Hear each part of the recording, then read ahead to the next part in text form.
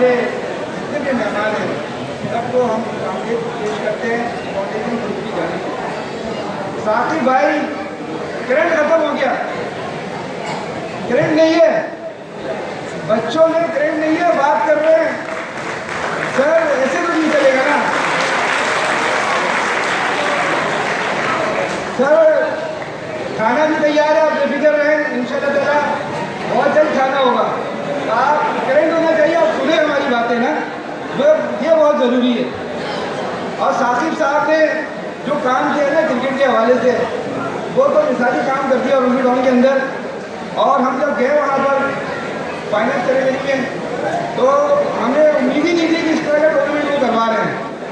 और जो हम 15 मिनट 20 मिनट रहे वहाँ पर, वो हमें फिर एहसास हुआ कि नहीं, आपको बिल्कुल दावत देनी चाहिए और आपको यहाँ बुलाना चाहिए हमें।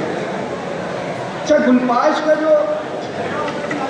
जो हमने सीखा गुलपाश, वो हमारे उस्ताद मोहतरम, अगर उनका नाम ना लूँ ना तो उनके साथ जाती हो जाएगी, जनाब अरशद शहबाज साहब।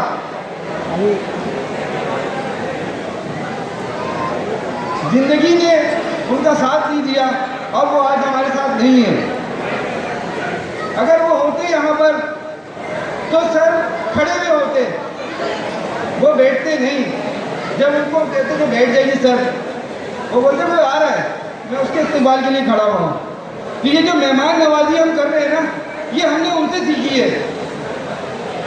रियल एस्टेट का इंस्टीट्यूट था वो, अकेला बंदा इंस्टीट्यूट का। लोग मसाइल पूछने आते थे उनसे कि हम मसाइल बताओ, ये मसला हो गया। तो सर ये जो हमने सीखा है ना मेज़बानी, वो अरशद शहबाज साहब से सीखा है। अरशद शहबाज साहब की थोड़ी सी मैं कहानी आपको सुनाऊं, अगर आप सुनना चाहें तो। उनके फैमिली भी आई हुई है यहाँ पर, भाई भी आए हुए हैं और ऑनर है हमारे फाउंडेशन क्लब के वो।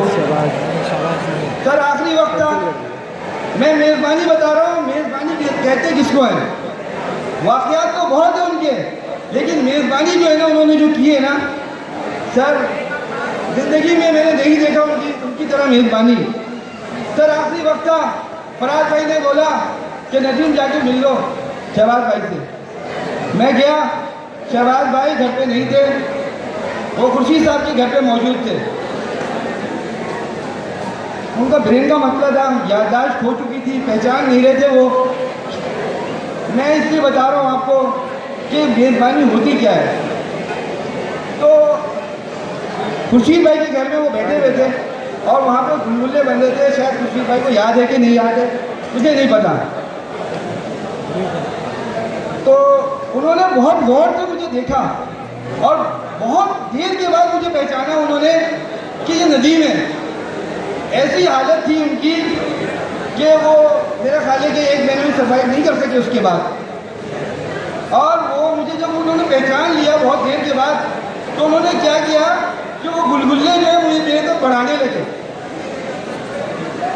तो सर मेज़बानी जो है ना सर, जो हम लोगों ने सीखा है ना सर, वो जो आप यहाँ पे देख रहे हैं हमारी मेज़बानी ना, ये हमने उनसे सीखी है। और जो सर इससे बड़ी बात और कुछ नहीं कह सकता हूँ मैं, उनकी वाइफ भी आई हुई है, शायद आंखें नम हो गई हो उनकी सुनकर, लेकिन शहबाज भाई जैसा इंसान जो है ना इस दुनिया में नहीं था। सर एजुकेशन में मैं थोड़ी सी बात करूँगा। एजुकेशन में मसला ये है सर, मैं कह रहा हूँ माजरत के साथ, अगर किसी को बुरा लगे तो मैं माजरत खा हूँ। मैट्रिक कराना मकसद नहीं है, हमें हायर एजुकेशन देना है बच्चों को। और वो किस तरह मुमकिन है? इस तरह मुमकिन है कि जब वो लड़का 8वीं में होता है, 9वीं में होता है, तो उसको बताना चाहिए कि मेडिकल यूनिवर्सिटी में आपका दाखिला कैसे होगा, आपका एनईडी यूनिवर्सिटी में दाखिला कैसे होगा, कितने % मैट्रिक के नंबर आपको एनईडी यूनिवर्सिटी में शामिल होने से आपको फ़ायदा होगा। लेकिन बहुत अफसोस की बात है कि बच्चों को क्या, टीचरों को भी नहीं पता है इस बात का कि यार ये बच्चा जो जाएगा आगे एनईडी यूनिवर्सिटी में या मेडिकल स्कूल में, इसको मैट्रिक से क्या फ़ायदा होगा।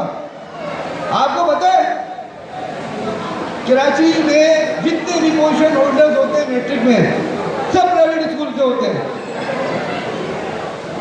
जितने भी इंटर में जो पोजीशन होल्डर्स होते हैं वो सब गवर्नमेंट कॉलेज से होते हैं। ऐसा क्यों है? दोहरा तालीमी निज़ाम क्यों है यहाँ पर? अभी कुछ अर्से से भेड़िया वरिया ने जो है कुछ पोजीशन लेना शुरू कर दिया है। तो मैं मुख्तसर करूँगा बात। बच्चों, आप टीचरों से पूछो कि हमारा इंडियन यूनिवर्सिटी में दाखिला किस तरह होगा। आप बताओ हमें क्या करना पड़ेगा इसके लिए, ये बहुत ज़रूरी है। अगर आप नहीं पूछ रहे हो तो आप जाति का गुलपाश है, तालीम है, गुलपाश है तालीम का गुलशन, इसे समझे। गुलपाश है तालीम का मस्कन, इसे समझे। आप आए, सदा तहसीन है ये आपका आना। आप आए, सदा तहसीन है ये आपका आना। आप इल्म व अमल का बने मस्कन, इसे समझें। शुक्रिया।